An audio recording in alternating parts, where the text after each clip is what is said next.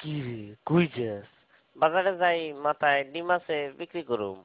শুনলাম তুই নাকি বলদ, তো বাজারে যায় মাথা ডিম বিক্রি করবি কেমনে? এটা তুই বুঝবি না।